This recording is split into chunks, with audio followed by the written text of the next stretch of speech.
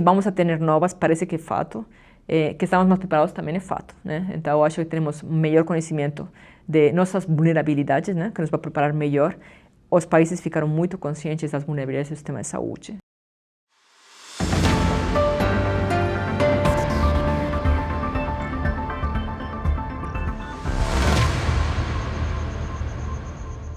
Olá, sejam bem-vindos a mais uma edição do UOL Líderes. Eu sou Mariana Desidério, repórter do UOL. A nossa convidada hoje é Marta Dias, ela é presidente da Pfizer no Brasil. A Pfizer é uma gigante da indústria farmacêutica com sede nos Estados Unidos e presença em 185 países. Na pandemia, ela desenvolveu uma das principais vacinas contra a Covid-19. Em 2022, a Pfizer teve faturamento de 100 bilhões de dólares no mundo. Marta, seja bem-vinda. Muito obrigada, Mariana. Marta, você viveu intensamente aí o período da pandemia à frente da Pfizer no Brasil e antes já em outras divisões da Pfizer, né? Qual que foi o momento mais desafiador para você nesse período? Durante a pandemia, eu diria que cada dia foi desafiante, né? Quando começou a pandemia, eu estava no Chile. A verdade, era presidente da filiada no Chile. E nós começamos lá. Primeiro, diria que o primeiro desafio foi a mesma companhia, né? Todo mundo indo para casa, né? E continuar operando a companhia, sabendo que nós somos uma companhia de saúde e que temos pacientes, né? Particularmente muitos pacientes hospitalizados que precisavam continuar tendo seus medicamentos. Então, essa continuidade da operação em meio dos primeiros dias da pandemia foi bem desafiadora. Depois chegou a vacina. Então, foi desafiador ter negociações com diversos governos. Eu comecei as negociações com o governo no Chile, mas também com o Peru, Equador, e depois, quando eu já mudei para o Brasil, que cheguei aqui em fevereiro de 2021, que ainda não tínhamos assinado um contrato de vacina, continuamos com essas negociações aqui no Brasil. Então, isso foi muito bem desafiador, mas ao mesmo tempo bem motivador também, né? Porque nos unia ao propósito de trazer saúde, nesse caso uma vacina, que sabíamos podia ser bem importante para sair dessa pandemia. E a Pfizer firmou um contrato de cooperação com uma farmacêutica brasileira, a Eurofarma, para a produção de vacinas contra a Covid-19 aqui no Brasil. Como que está isso? Essa produção está acontecendo? Está ainda em andamento. Esse processo é um processo bem complexo, né, de transferência. Então, está ainda em andamento. Nós esperamos nos próximos meses poder começar a produzir, mas isso vai depender também da agência regulatória, né, porque também tem que submeter os dados para a agência regulatória e tem que ir todo o processo formal antes de conseguir, de fato, produzir aqui no Brasil. Mas estamos nisso. E tem uma previsão de quando que essa produção deve começar de fato? Provavelmente o ano que vem, ou o seguinte, depende um pouco da aprovação regulatória lá. De fato, estaremos prontos, a princípio do ano que vem, mas vai depender da agência regulatória saber quando, de fato, vamos a conseguir produzir. E o que essa produção no Brasil vai significar? Para a população, nada. Para a população vai ser a mesma coisa, né? A mesma vacina exatamente que vai chegar dos Estados Unidos ou da Europa. Realmente é mais uma decisão de produção, eu diria, né? De onde você está produzindo, de onde você adiciona essa capacidade. Então, desde o ponto de vista de você, o de eu como cidadãs, né? Como população, não vai haver nenhuma diferença. Vai ser transparente para nós, como é o caso de muitos medicamentos, né, que às vezes são produzidos em um lugar ou tem produção em outro lugar. Então, realmente mais uma capacidade existente que vai existir aqui no Brasil. E a gente teve aqui no Brasil a vacina da AstraZeneca, tivemos a vacina Sinovac, tivemos a vacina da Pfizer, né? E a vacina da Pfizer, por alguma razão, acabou sendo a mais disseminada, né? A mais aplicada na população. Qual que é o impacto disso para a imagem da empresa? Isso reforça a imagem da Pfizer no Brasil? Eu imagino que sim, né? Agora, se você faz 3 anos eu falava, eu trabalho para a Pfizer, as pessoas, mas onde você trabalha? Vou repetir de novo, né? Agora não. Então, claramente a companhia se voltou muito mais conhecida por a população geral. A população médica já conhecia, de fato, né, por uma empresa muito estabelecida no mundo da saúde, mas a população geral começou a conhecer e a respeitar muito a imagem de marca da Pfizer, que isso é muito importante para nós, né, porque finalmente a saúde se basa muito sobre a confiança, né, então você tem que confiar que os produtos, os medicamentos que você obtém para tratar a sua doença são de boa qualidade. Então, acho que isso ajudou muito para a imagem da companhia, sem dúvida. E também nos posiciona num lugar muito bom para falar de saúde em geral, né? Porque, claro, muitas vezes perguntam por a vacina, e é muito importante, mas também dá para falar de outros temas, não? Como a vacinação em geral da população de outras doenças, né? Então, eu acho que isso é uma posição muito boa, mas também uma responsabilidade, né? Dentro do mundo da saúde. Dá para dizer que a imagem de marca da Pfizer sai mais valorizada da pandemia? Eu acho que sim, eu te diria que sim. Para mim, de fato, esse é um fato, né? De fato, tem várias pesquisas, não sou eu, a Marta, que fala, né? A Marta fala que é muito mais conhecida, mas de fato tem bastantes pesquisas que mostram que a companhia Pfizer foi muito reconhecida durante a pandemia e que tem uma imagem de marca muito mais conhecida, sim. E você comentou sobre a questão das negociações, dos contatos com os governos, né? E a gente sabe que essa negociação com o governo brasileiro teve seus momentos difíceis, né? Teve a questão dos e-mails, teve a questão do contrato que foi questionado. Queria entender de você qual, na sua visão, foi o principal desafio nesse momento e quais foram, na sua visão, foram as consequências desse vai e vem, assim? Então, eu acho que tem um olhar um pouco diferente das coisas, porque eu estive em outro país, né? Então, eu virei as negociações do Chile, do Peru, do Equador, e cada um teve os seus próprios desafios, né? Então, o Brasil, especificamente, o desafio maior é que a legislação não permitia assinar o contrato que nós estávamos propondo para todos os países, era o mesmo contrato exatamente para todos os países. A única diferença realmente era o preço, né? Que tínhamos um preço diferenciado segundo se era um país rico, um país de meia renda ou de baixa renda. Então, tinha algumas cláusulas nesses contratos que o governo estimava que não eram possíveis de assinar e que precisavam de uma mudança legislativa, que foi, o fato, feita, acho que para março ou abril de 2021. Então, essa mudança legislativa, essa discussão no Congresso, essa discussão na Câmara, no Senado, tardou bastante, infelizmente, né? Então, poderia ter acontecido mais rapidamente? Poderia, talvez, né? Mas é muito difícil, né, no momento da pandemia e no momento desse debate, realmente julgar se realmente foi feito o que tinha que ter feito. Acho que, de fato, uma vez essa mudança foi feita, as coisas foram muito mais rápidas, né? Então, já o contrato... Eu teria que olhar exatamente as datas, mas eu acho que foi a mudança feita em fevereiro, março, e as primeiras vacinas chegaram no final de abril. Então, eu acho que isso mostrou que realmente foi muito rápido o momento que esse contrato pode ser assinado. E você comentou que os contratos deles eram o mesmo contrato para todos os países, né? Essa questão do contrato, eu me lembro que saíram reportagens falando que o contrato da Pfizer com países da América Latina é diferente do contrato da Pfizer com outros países ou com os Estados Unidos, não sei exatamente qual que era a diferença. Queria entender um pouco o porquê dessa diferença, se é que ela existiu, e se toda essa discussão fez com que vocês mudassem de alguma forma os contratos a partir de então. Não, os contratos foram exatamente os mesmos. Então, eu posso te falar dos contratos que eu assinei, que foram 4 e foram todos iguais, né? A única diferença, e de fato nesses não tinha diferença nem de preço, né? Porque são todos países da mesma banda de desenvolvimento. Mas eu não posso falar da Europa. Eu sei que a Europa é um pouco diferente porque é um contrato central para toda a Europa. Então, não estou segura de se realmente é exatamente o mesmo contrato 100%, mas as cláusulas eram iguais, né? Então, os engajamentos que nós pedíamos ao governo e o compartilhamento desse risco de trazer uma vacina que era muito nova para um país que tínhamos que trazer em condições com logísticas diferentes, com condições diferentes, tínhamos que compartilhar um pouco esse risco, né? Então, isso foi o mesmo contrato para todos os países, estou 100% segura. O preço foi diferente, como eu te comento, né? Mas eu acho que a companhia tomou uma decisão muito boa de simplificar muito o preço. Falou, olha, países ricos vão pagar mais caro, os países com muito baixa renda vão pagar muito mais barato e os países médios também vão pagar um preço intermédio, né? Que isso facilitou que todos os países pudessem, de fato, propor a vacina para a sua população. E a gente vê no Brasil hoje uma redução das taxas de vacinação, né? Nos últimos anos a gente teve uma redução das taxas de vacinação de diversas vacinas, né? Na sua visão, o que explica essa diminuição na vacinação? E isso é uma tendência quizá prévia à pandemia. Então, já prévia à pandemia, já tinha uma queda pequena, mas constante das taxas de vacinação. A pandemia acelerou muito, né? Que é o que é quase paradoxal, né? Porque tinha umas taxas de vacinação muito altas, sobretudo ao princípio da pandemia, contra a Covid, e todo o resto de vacinas descendo, né? Pós-pandemia, o que estamos vendo é que não estão recuperando as taxas de vacinação, o que é catastrófico para a saúde pública, né? Porque tem probabilidade de surtos de doenças que estavam praticamente já erradicadas. Então, tem probabilidade de surtos de sarampo, coqueluche, etc. Então, esse é um foco muito importante do Ministério e nós como indústria, nós como Pfizer, mas também o resto da indústria está bem preocupada e temos que estar continuando apoiando para conseguir.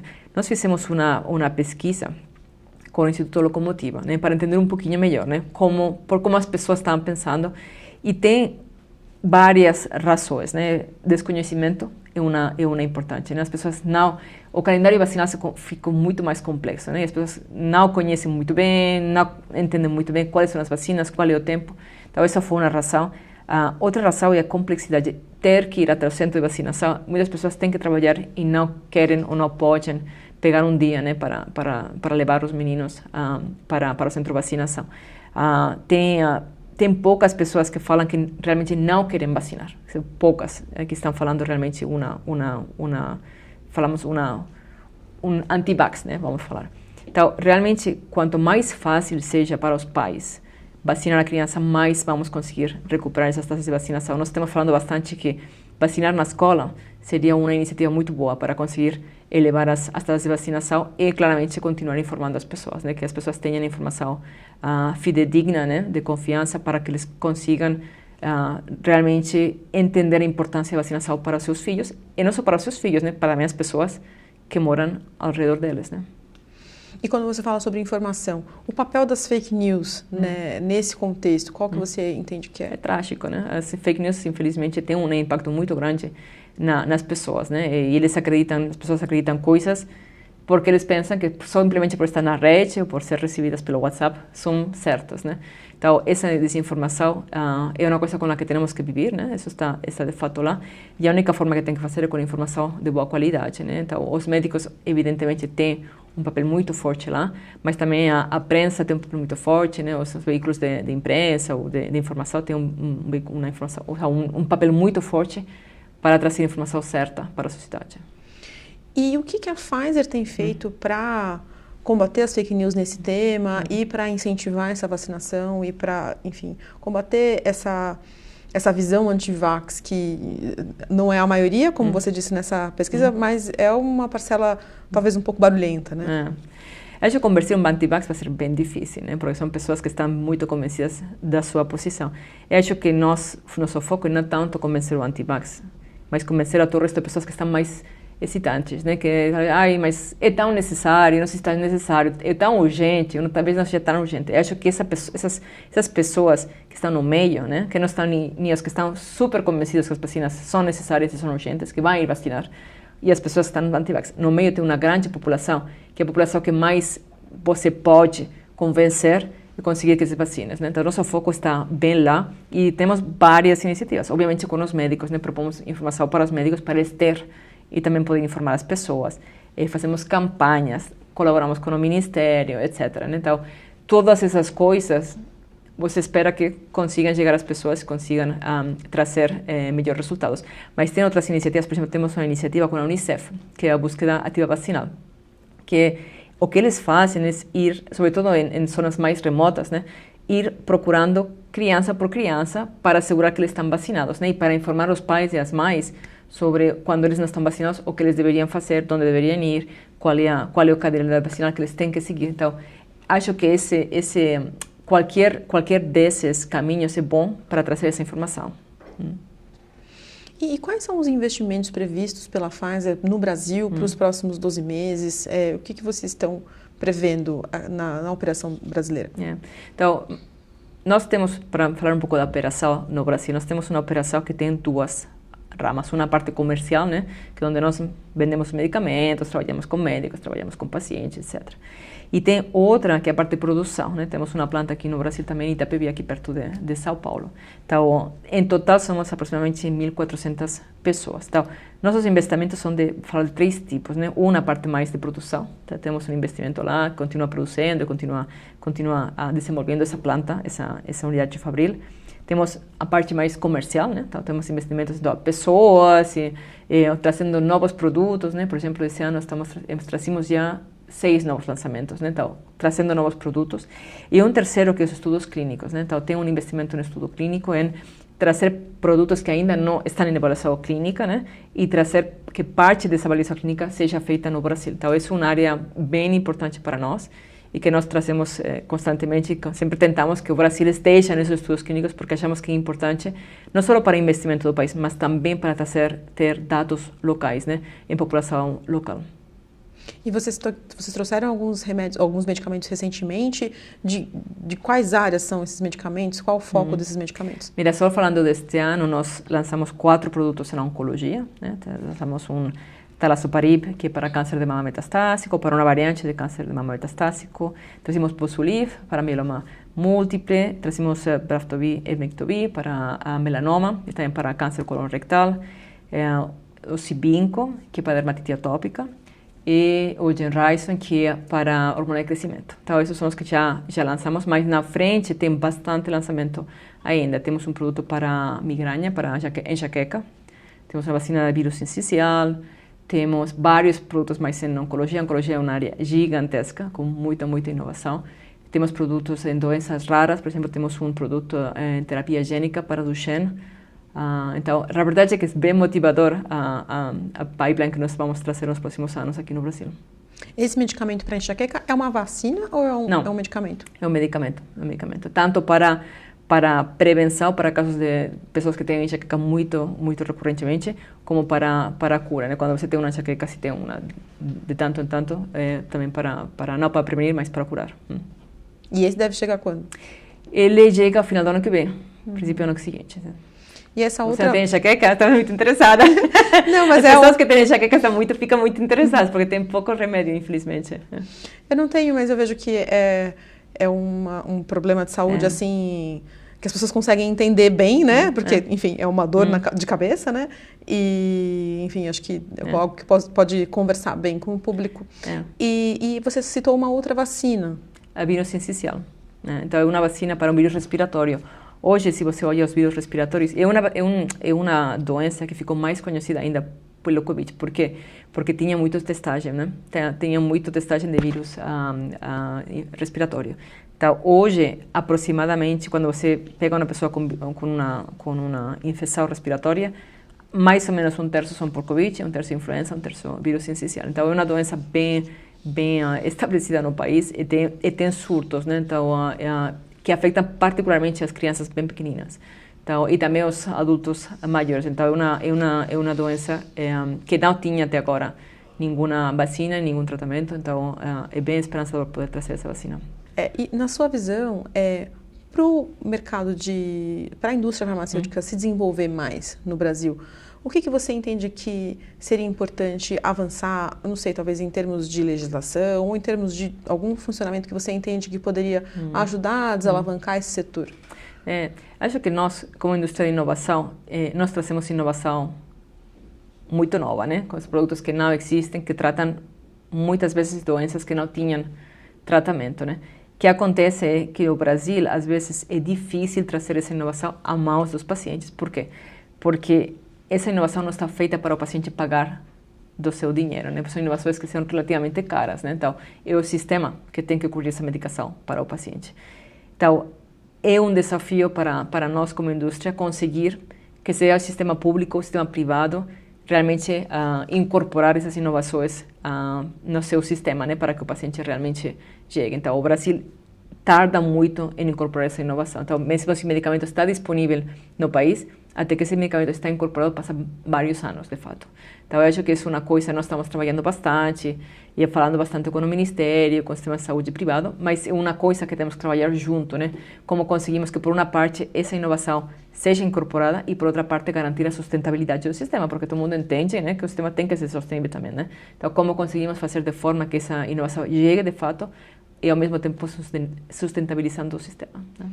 E como que faz? É um desafio, né? É um desafio grande, né? Mas, por exemplo, tem outros países o que fazem. Primeiro, tem que aumentar o investimento em saúde, e isso é um fato, né? A população é uma população que está envelhecendo, né? Então, não só no Brasil, é o mundo inteiro. Então, cada vez mais vai precisar um investimento maior em saúde. Falar que, pô, esse é um investimento, temos que fazer a mesma coisa com isso, vai ser difícil, né? Porque a população cada vez mais vai requerer de uma atenção médica, né? Isso é um fato. E dois, trazer novas formas de incorporar inovação, né? Tem muitas inovações que são para populações muito pequenas, né? Ou são inovações que são muito disruptivas, que, por exemplo, curam o paciente praticamente para sempre, né? Então, como nós conseguimos ter uma melhor compartilhamento do risco, né, com o pagador, né, por exemplo, com sistemas de risk sharing, que chamam, né, compartilhando o risco, com pagamentos, por exemplo, segundo esse paciente realmente seja curado dessa doença. Então, tem vários sistemas que vários sistemas de saúde estão incorporando, que no Brasil ainda estão em discussão, mas que seria importante para realmente trazer a inovação. E no auge da pandemia, um tema que entrou na pauta, né, que chegou a ser discutido e tal, foi a possibilidade de quebra de patente da vacina, né? E esse é um tema um tanto polêmico que coloca assim em lados opostos, né? Assim, o interesse financeiro de uma farmacêutica que investiu para desenvolver aquele medicamento e, do outro lado, uma questão de saúde pública, de utilidade pública daquele medicamento. Como que você vê isso numa situação como essa, assim? Então, durante a pandemia, de fato, nenhum país quebrou a patente, né? E de fato, durante a pandemia, a patente não foi um impedimento para ter vacina, né? Então, às vezes se misturaram um pouquinho e às vezes são mais ideológicas discussões que realmente práticas, né? Porque durante a pandemia o problema não foi a patente, o problema foi assinar esses contratos e logisticamente conseguir que essas vacinas chegassem para o país, né? E qualquer país que queria vacina conseguiu vacina, a verdade, né? Então, isso não foi um impedimento para durante a pandemia. Acho que a discussão é um pouco maior, né? Como um país protege a inovação, né? Porque você pode, se não protege a inovação para de chegar. Então, como nós conseguimos que a inovação continue chegando para o país, defendendo, claro, os interesses também dos pacientes e do sistema mesmo, né? Não é uma equação simples, né? Não é uma equação simples. Mas eu acho que temos que olhar para o longo prazo, né? Se nós queremos que a inovação, e não só em farma, também estou falando em qualquer tipo de inovação, né?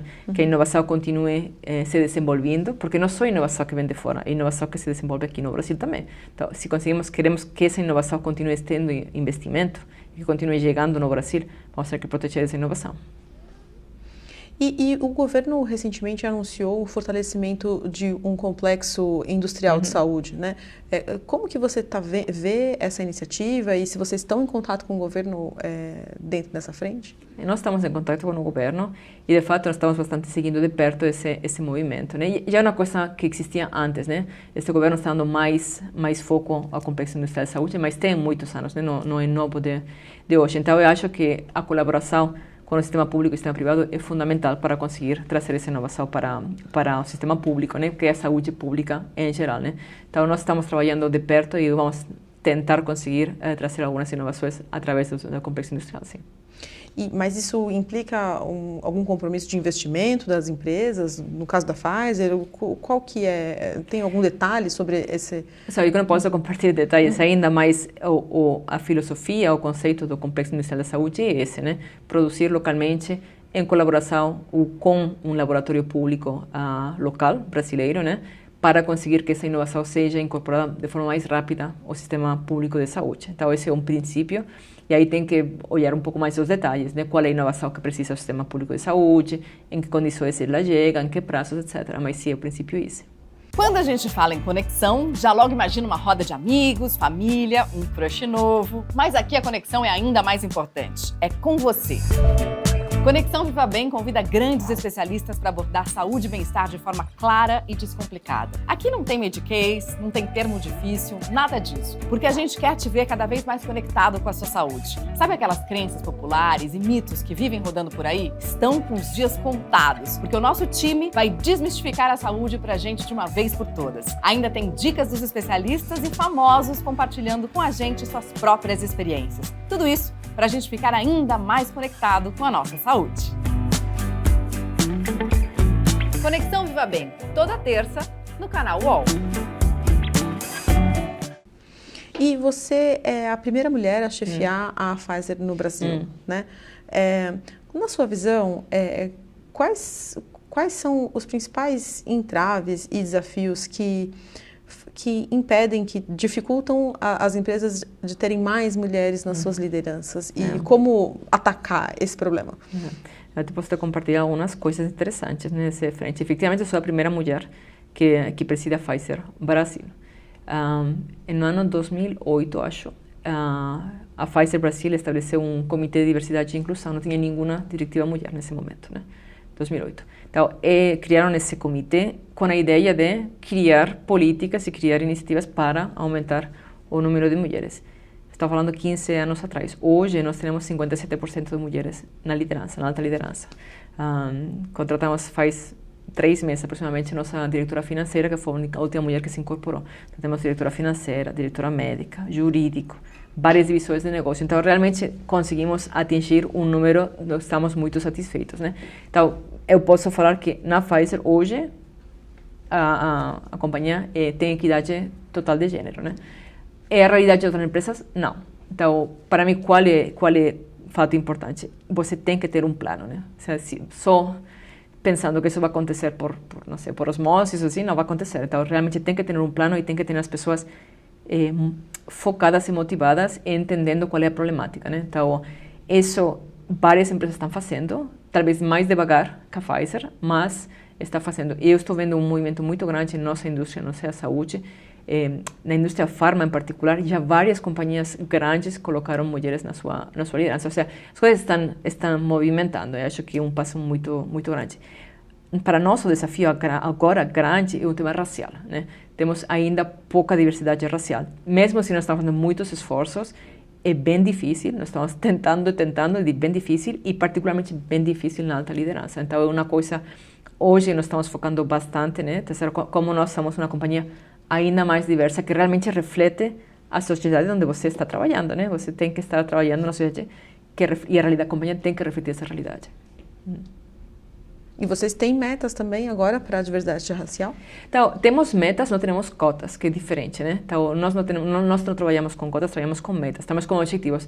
Nós gostaríamos que X% da população, ao final do ano, seja dos novos empregados, né? Porque é difícil falar de população, né? Porque como tem uma população, não vai falar, essa população tem que ir fora para trazer novos, né? Mas, por exemplo, nós fizemos um programa de estagiários este ano. Cada ano temos, né? Programa de estagiários. Fizemos um programa um pouquinho mais formatado, falamos 14 estagiários para esse ano, vamos fazer a metade tem que ter diversidade racial. E nós conseguimos, né? Mas ficamos com o objetivo, vamos trazer, vamos olhar até que nós consigamos esse objetivo. Então, se você se fica objetivos assim, consegue aos poucos trazer essa diversidade, mas tarda muitos anos. Então, é algo que tem que continuar constantemente trabalhando, né? E depois falar dessa população, como você consegue promover ela, né? O que elas precisam. Às vezes as populações menores precisam um tratamento um pouco diferente, né? Por exemplo, nós estamos percebendo que populações negras, infelizmente, têm um nível de inglês inferior, né? Seja porque na educação não tiveram tanto acesso a cursos de línguas, né? Então, como nós, como companhia, conseguimos ajudar essas pessoas a subir o seu nível de inglês, que é uma companhia americana muito importante. Então, como conseguimos subir o nível de língua para que eles estejam prontos para o seu desenvolvimento. Então, eu acho que esse tipo de ações não significam cotas, mas sim significa ter um olhar um pouco diferenciado para diferentes populações. Só uma coisinha, eu não entendi. Vocês, no programa de estágio, vocês colocaram a meta de ter 50% dos estagiários com diversidade racial. E vocês conseguiram ou não conseguiram? Conseguimos. E na sua trajetória pessoal agora, a gente falou um pouco sobre o universo das empresas, né? Na sua trajetória pessoal, na sua visão, qual que foi o principal desafio que você encontrou para chegar numa posição de liderança no mundo corporativo e como que você ultrapassou essa barreira, né, como uma mulher executiva? Sim, as barreiras mais grandes estão na cabeça. Muitas vezes falo quando falo as pessoas, como você chegou, as pessoas maiores estão aqui dentro, não estão fora, né? Então, muitas vezes as mulheres, não sei se é um tema social, um tema de educação, né, que nós recebemos quando somos crianças, mas nós ficamos muitas barreiras, né? Falamos, eu não consigo, né? Não vou conseguir, não estou pronta, não é o momento, né? Então, eu acho como líder, eu tive a sorte de ter um chefe num momento da minha carreira que me motivou demais, me falou, você pode, você tem capacidade e tal. Ter esse tipo de pessoas é muito importante, uma pessoa que motive e que identifique o talento e consiga puxar essa pessoa para frente. Então, essas são as coisas que nós fazemos. Eu tenho várias mentis, né? Eu trabalho também com mentoria para conseguir que essas pessoas, essas mulheres, né, realmente elevem as suas aspirações e ganhem confiança, né? Porque finalmente é um tema de confiança. E depois da pandemia, eu ouvi alguns cientistas dando entrevistas, enfim, pessoas aí que entendem desse assunto, falando sobre como a gente está sujeito a novas pandemias no futuro, né? Outras pandemias no futuro. Na sua visão, Você entende que, e vocês trabalham na Pfizer com essa possibilidade, e na sua visão, você acha que estamos mais preparados para isso? Infelizmente parece que é uma realidade, né? Eu também não quero acreditar nem pessoalmente, mas os cientistas estão falando que parece que ao futuro seríamos mais vulneráveis, né, ou mais suscetíveis a ter novas pandemias. Seja por o fato que as doenças infecciosas, né, estão aumentando no mundo todo, né? E, por outra parte, a interconectividade do mundo. Você se lembra, ao princípio da pandemia, quando chegaram os primeiros casos na China, 3 semanas depois estavam na Europa, né? Tem tanta conectividade no mundo. Se você olha a prévia pandemia, foi ao princípio do século XX, né? Não tinha essa conectividade. Foi muito difícil para as pessoas se mudar e realmente a pandemia atingir esses níveis. Então, que vamos a ter novas parece que é fato. Que estamos mais preparados também é fato, né? Então, eu acho que temos melhor conhecimento de nossas vulnerabilidades, né, que nos vai preparar melhor. Os países ficaram muito conscientes das vulnerabilidades do sistema de saúde. Eu acho que é isso que todos os governos ficaram, mesmo os governos de países desenvolvidos, né, ficaram um pouco choqueados da vulnerabilidade do sistema de saúde. Se você olha, eu sou da Espanha, como ficaram os hospitais saturados de pacientes, estavam a capacidade, eles não conseguiam tratar mais pacientes. Então, isso ficou no pensamento de como conseguimos fortalecer o sistema de saúde, que acho que é uma discussão que tem que continuar, né? Os governos têm que continuar pensando como nós fortalecemos. E, por outra parte, para a parte tecnológica, nós falamos um pouco da plataforma mRNA, né? Que é uma plataforma que está muito adaptada para pandemias. Então, esse avanço tecnológico acho que nos prepara muito melhor para uma potencial futura pandemia, que vamos tocar madeira que não chegue muito cedo, né? Mas que poderia, teoricamente, chegar, sim. E, na sua visão, o que governos de países como o Brasil devem estar atentos, considerando essa possibilidade? Tem que estar atentos e tem que continuar investindo no sistema de saúde. Então, isso é um fato, né? Particularmente o sistema de saúde pública tem que ser robusto para poder atingir enfrentar uma potencial pandemia. Então, hoje o Brasil está pronto mais ou menos, né? Porque aqui aconteceu igual, né? Que se saturou o sistema de saúde. Então, que tem que continuar investindo em saúde. A inversão em saúde é muito importante. Acho que esse, para mim, talvez o tagline, né? Tem que continuar investindo em saúde, porque tem que estar pronto, tem que ter um sistema de saúde robusto, tem que ter médicos suficientes, né? Tem que ter profissionais sanitários suficientes para poder responder em caso de uma emergência. E na sua visão, você que teve aí na linha de frente na atuação na pandemia, qual que você acha que é a principal lição que a gente deve tirar desse período que a gente viveu de pandemia, enquanto humanidade, enquanto seres humanos vivendo no mesmo planeta? É difícil sacar só uma lição, né? Porque foi um momento bem difícil. Se você olha para trás, para mim, a lição, talvez, desde o ponto de vista profissional, né, conseguimos trazer uma inovação na Pfizer em um tempo muito curto, né? Então, quando todos os recursos ficam concentrados em uma coisa, as pessoas conseguem fazer, né? Então, nós o que estamos agora tirando como lição internamente, como nós conseguimos ficar essa atenção em projetos que nós sabemos que são importantes, claro, não tem o foco mundial que tem a pandemia, né?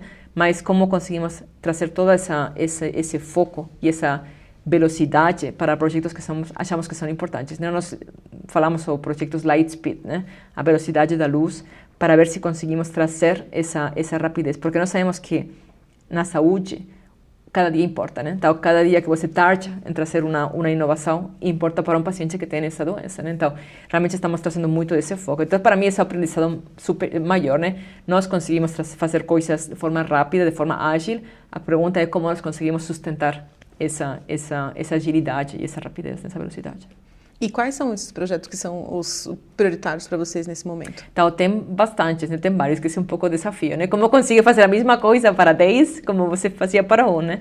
Mas eu te falava, para todo, cada um, quando nós olhamos a cada um desses medicamentos, que nós sabemos que são uns inovações disruptivas para a sociedade, para o sistema de saúde, nós olhamos da mesma forma, né? Como nós conseguimos trazer esse produto 3 meses antes, 6 meses antes, um ano antes, né? Como conseguimos acelerar o momento que nós chegamos para o país. Então, nós olhamos a tudo, né? Desde como nós conseguimos aprovar mais rapidamente com a Anvisa, como nós conseguimos trazer esse dossiê para a Anvisa mais rapidamente, como conseguimos trazer o produto mais rapidamente para o país. Então, olhamos cada uma das etapas para fazer isso possível, né?